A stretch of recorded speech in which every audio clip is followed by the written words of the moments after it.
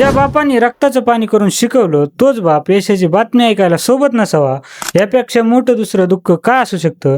आज गोष्ट अशा एका लेकीची जिने वडिलांच्या जाण्याचं दुःख पचवून त्यांचं स्वप्न खाकीवरती साकार केलं. तिचं नाव आहे पायल सय्यद पठाण. धाराशिव जिल्ह्यातील आरणगावची मुलगी. स्वतःची 1 गुंठा जमीन नाही, पण जिद्द मात्र डोंगरा एवढी.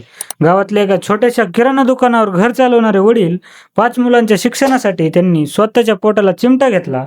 पायल आयल्यानगरला शिकली, कमवानी शिका करत राबली. पण पायलच्या डोळ्यासमोर ध्येय एकच होतं, बापाचं नाव काढायचं. 2021 साल आलं आणि होत्याचं नव्हतं झालं. कोरोनाने घराचा आधारस्तंभ वडील हिरावून नेले. ज्या दिवशी वडिलांनी जगाचा निरोप घेतला त्याच काळात निकाल आला. पायल परीक्षा पास झाली होती. आनंद होता, पण साजरा करायला बाप सोबत नव्हता.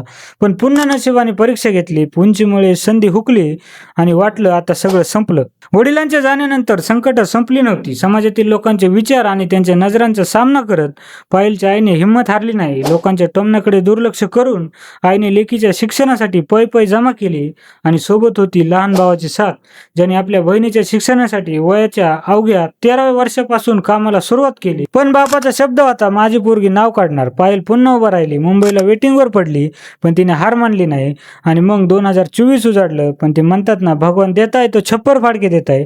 कोर्ट टायपिंग आणि ठाणे शहर दोन्ही ठिकाणी पायलची निवड झाली. तिने अभिमानाने खाकी वर्दी स्वीकारली. आज पायल सय्यद पठाण ठाणे पोलीस दलात कर्तव्य हजर आहे.